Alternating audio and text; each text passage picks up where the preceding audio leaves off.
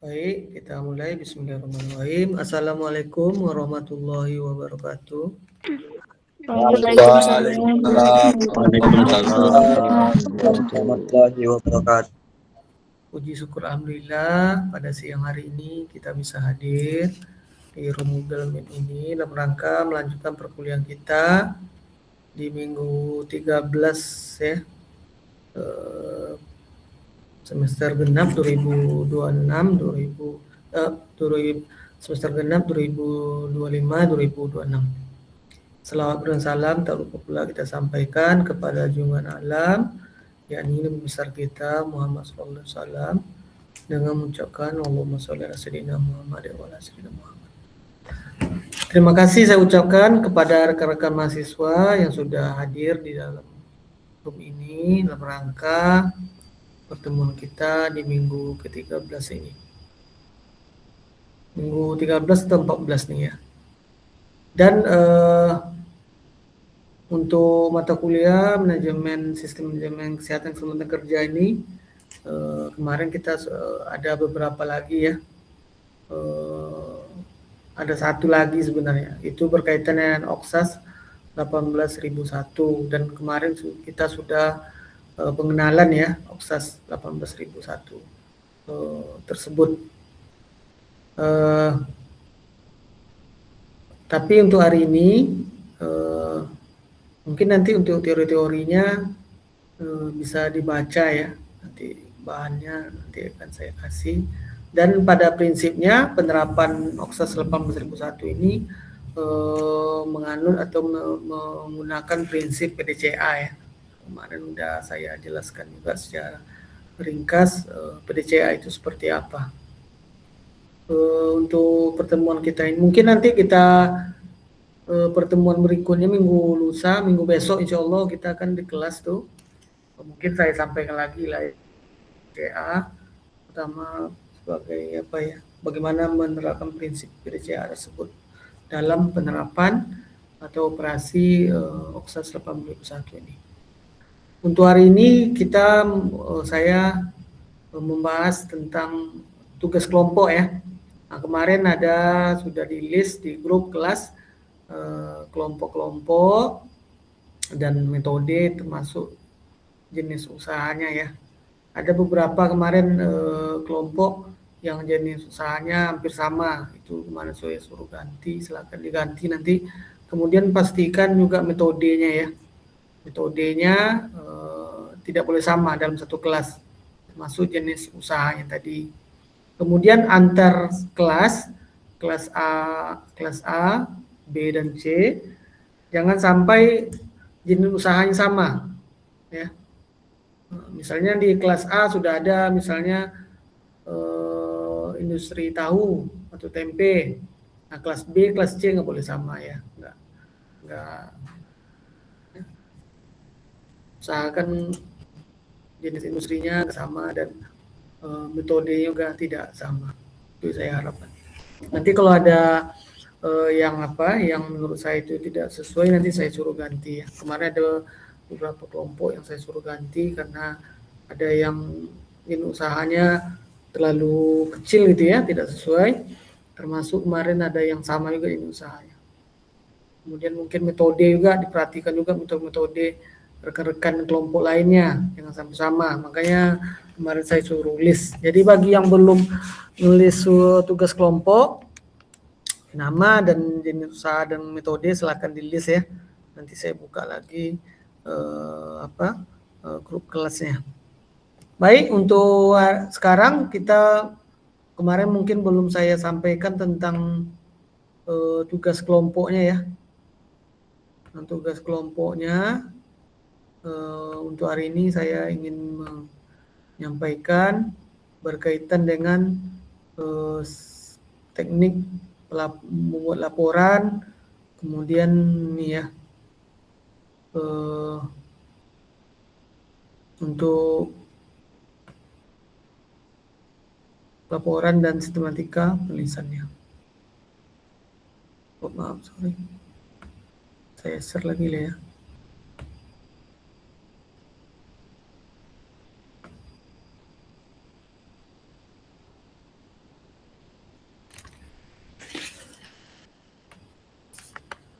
Udah kelihatan slide-nya? Kelihatan, Pak. Udah, Pak. Baik, terima kasih.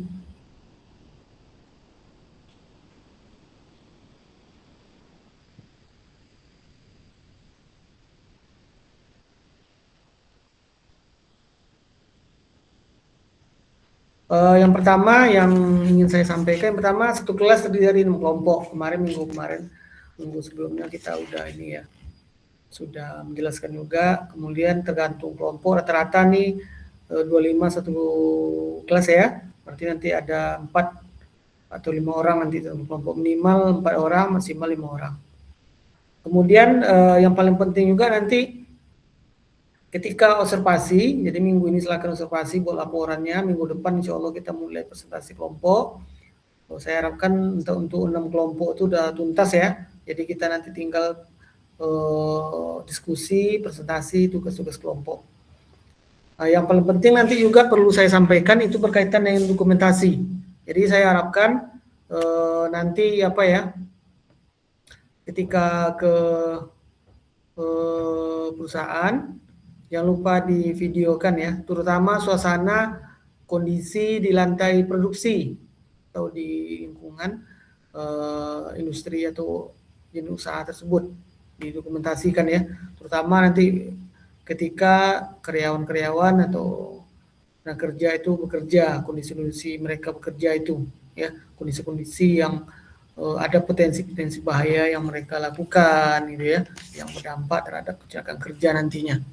Jadi nanti divideokan, kemudian nanti videonya kita upload di channel YouTube nanti untuk sebagai bahan edukasi ya, untuk pemahaman orang terhadap penerapan SMK 3 ini, suatu jenis usaha gitu ya. Jadi nanti divideokan, dikasih nggak usah dikasih musik ya, videonya real aja sesuai dengan di lapangan ya. Jadi videokan, kasih suara masing-masing kelompok. Mungkin ingin menjelaskan stasiun-stasiun kerja yang ada di sana atau potensi-potensi bahaya yang ada di sana, silakan ya. Nah, nanti videonya dikumpulkan. Kemudian termasuk foto juga ya, foto-foto setiap kelompok ya, bahwa benar sudah melakukan observasi ke sana. Itu nanti dikelompokkan bukti. Jadi saya harapkan tidak ada kelompok yang tidak observasi atau hanya mengambil data yang sudah ada atau merekayasa atau mencari apa. Saya harap ini tidak terjadi. Dan kalau misalnya ada yang misalnya kelompok yang tidak melakukan observasi, itu nanti tidak diterima ya, silakan diulang lagi. Jadi mumpung awal-awal ini udah saya kasih tahu, nah silakan nanti lakukan observasi tersebut real ya. Nah, silakan nanti ke lapangan. Dan semua kelompok, karena satu kelompok kan 3 orang, 4 orang atau 5 orang, jadi nggak banyak. Cari aja waktu yang tepat untuk di sana. Kemudian perusahaan dan metode ketiga tidak boleh sama, sudah saya jelaskan juga kemarin ya. Silakan lilis nanti di grup kelasnya masalah jenis usaha dan metode. Kemudian pelaporannya, untuk laporan makalah nanti, yang pertama nanti ada pendahuluan ya. Nah, di pendahuluan nanti ada latar belakang, ada rumusan masalah, ada tujuan, ada manfaat, ada batasan dan lain sebagainya. Itu termuat di bab 1 pendahuluan.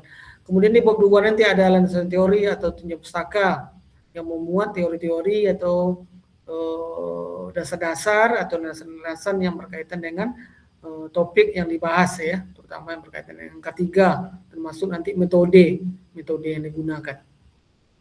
Kemudian di bab 3 nanti ada hasil dan pembahasan.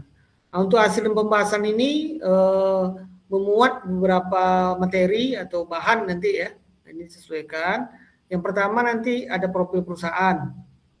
Jadi jenis usaha, profilnya, perusahaan namanya apa, bergerak di bidang apa produknya, bagaimana alur produksinya, stasiun kerjanya ada berapa, apa aja gitu ya, semua itu dijelaskan. Kemudian jenis kecelakaan dan jumlah, ya, jenis kecelakaan dan jumlah yang pernah terjadi. Jadi ditanyakan, mungkin kalau mereka tidak punya data, ya melalui wawancara nanti tanyakan pernah terjadi kecelakaan kerja enggak, berapa kali, jenisnya apa gitu ya. Kemudian apa dampak yang ditimbulkan dari kecelakaan tersebut. Nah, ini dari berbagai aspek dianalisis ya, baik itu aspek ekonomi, sosial, atau nanti dengan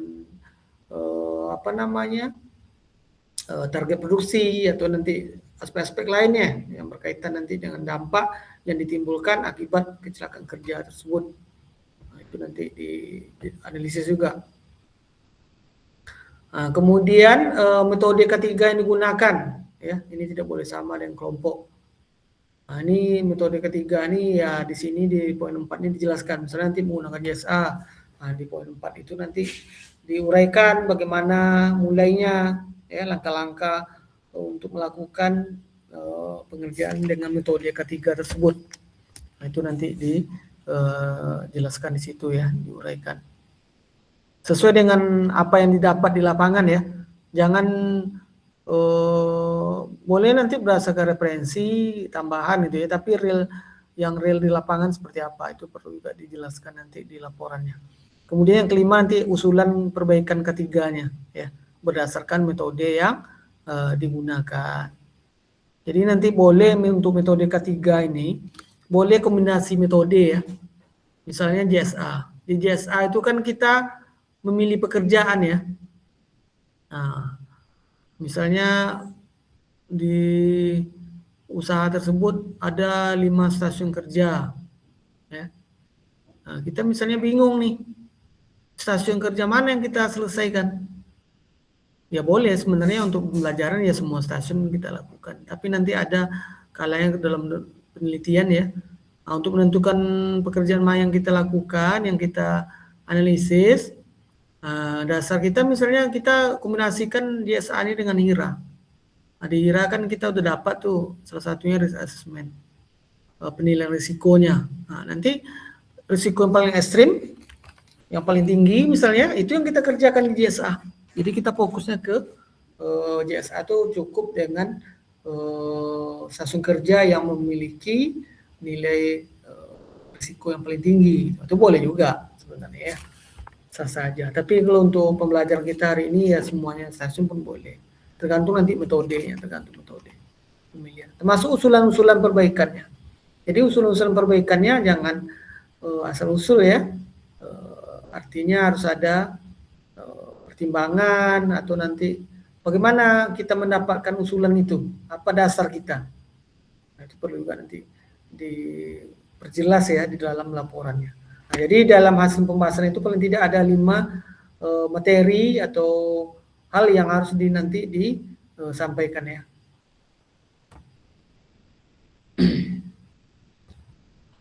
Kemudian yang bab 4 penutup. Nah, penutup nanti ada di penutup nanti ada apa ya? Ada kesimpulan, ada saran, kemudian ada data pustaka. Pustaka ini yang kita muat ya, terutama yang kita gunakan nanti yang termuat di dalam bab 2 penjelasan teori atau di bab 1 nanti. Nah, semua kutipan yang kita kutip dari buku, jurnal, proceeding, atau buku-buku publikasi lainnya atau hasil penelitian lainnya, silakan nanti dimuat di data pustaka, disesuaikan. Kemudian nanti lampiran ini mungkin ada jurnal yang dijadikan rujukan atau bisa juga jadi lampiran, atau nanti buku, mungkin kalau buku halaman sampul gitu ya. Nah, itu kan bisa terlihat nanti. Atau termasuk nanti dokumentasi yang berkaitan dengan observasinya, foto-foto dengan pimpinan atau pemilik usaha di sana, atau nanti foto-foto stasiun kerja, atau foto-foto yang menunjukkan potensi bahaya yang dilakukan oleh pekerja ketika dia bekerja dan lain sebagainya. Jadi itu ya yang dilakukan nanti. Kalau untuk metode banyak ya, untuk metode banyak, kemarin sudah kita jelaskan beberapanya di JSA, WLTA, TRA, HIRA, Hierarki Azov gitu ya. Banyak sekali ya, kemarin kita sudah menjelaskan juga pertemuan kita di minggu yang lalu gitu ya, untuk metodenya. Jadi silakan nanti pilih metode-metode yang sesuai dengan kelompoknya masing-masing. Ya, nanti di list lagi dan insya Allah minggu depan kita sudah mulai presentasi kelompok. Dan nanti untuk penulisannya, untuk sistematika penulisannya nanti ditulis di kertas A4, fontnya 12, tulisannya tim Times Roman, ya spasi 1,5 gitu ya. Kemudian laporannya buat terisi, data tabel, gambar, data pengantar dan lain sebagainya, supaya untuk keseragaman. Dan untuk saya nanti di print ya, di print, dibuat slide untuk presentasi, nanti dibuat slide. Kemudian untuk saya nanti di print untuk ketika nanti melakukan presentasi kelompok untuk penilaian saya, ya dijilid rapi ya, dirapi, jangan sela-sela. Dan saya harapkan juga jangan nanti ketika mau presentasi kelompok alasan-alasan misalnya, Pak kami udah siap tapi laporannya sama kawan atau slide-nya, atau nanti ada Pak namanya nggak ada, lupa Pak kemarin dia ke kelompok. Jangan sampai hal seperti itu terjadi lagi. Makanya saya harapkan bagi yang belum punya kelompok ikut ke kelompok yang lain. Yang penting nanti satu kelompok ada 4 atau 5 orang, karena rata-rata saya lihat kelas itu 5 orang ya. Artinya 5 kelompok 4 orang, satu kelompok 5 orang. Jadi bagi ada kawannya yang belum masuk kelompok, dimasukkan kawannya. Atau kita yang belum dapat kelompok ikut sama kawan yang sudah punya kelompok. Intinya anggotanya jangan sampai berlebih. Dan jangan sampai ada nanti yang tidak punya kelompok. Dan ketika ujian nanti pura-pura punya kelompok. Jadi saya harapkan nanti sistematika penulisan ini, laporan dan format laporannya silakan diikuti ya.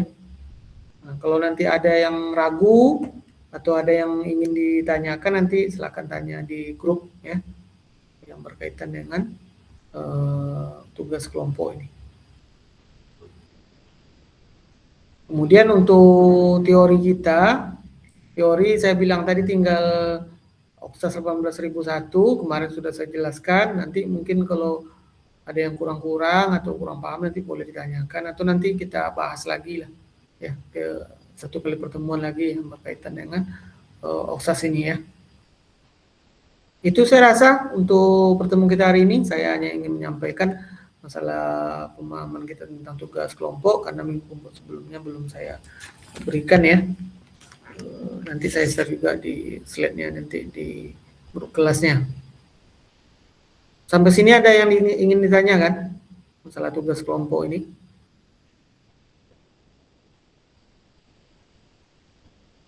Ada? Tidak, Pak. Baik. Dan saya ulangi lagi, bagi yang belum punya kelompok, gabung sama kelompok. Dan bagi yang sudah punya kelompok, ada kawannya yang belum ada di nama kelompok, ajak dia. Ya, ajak dia untuk kelompok. Supaya nanti ada nilai kelompok. Jangan sampai nanti, kemarin banyak di kasus-kasus sebelumnya, nilainya rendah gara-gara tugas kelompok nggak ada. Kemudian baru minta tugas kelompok, yang nggak bisa lagi ya. Jadi saya harapkan sebelum nilai itu keluar dari IRES, silakanlah tugas-tugas yang belum disetor nantinya ya.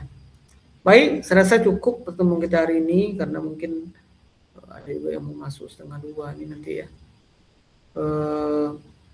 Untuk besok kita nggak masuk lagi ya, untuk Rabu ya, karena udah semua di sini. Insya Allah kita jumpa lagi minggu depan dalam suasana presentasi kelompok ya. Jadi saya harapkan minggu depan tidak ada lagi yang belum observasi atau laporan yang belum ada gitu ya, karena udah 2 minggu nih, minggu kemarin, minggu ini gitu ya, udah ada dikasih kesempatan untuk melakukan tugas kelompok. Jadi mungkin kedepannya kuliah kita itu memang lebih banyak diskusi-diskusi ya, berdasarkan kurikulum OB nantinya. Jadi kita banyak diskusi atau menyelesaikan suatu masalah ya. Ini untuk apa juga tuh, untuk pemahaman kita ya dalam menyelesaikan masalah. Baik, cukup. Terima kasih saya ucapkan kepada rekan-rekan mahasiswa yang sudah hadir. Untuk absen nanti saya lihat di list saya nanti ya, nanti ada rekapannya tuh. Saya Iri, Wassalamualaikum warahmatullahi wabarakatuh. Waalaikumsalam warahmatullahi wabarakatuh. Terima kasih, Pak. Terima kasih, Pak. Ya. Terima kasih Pak. Ya.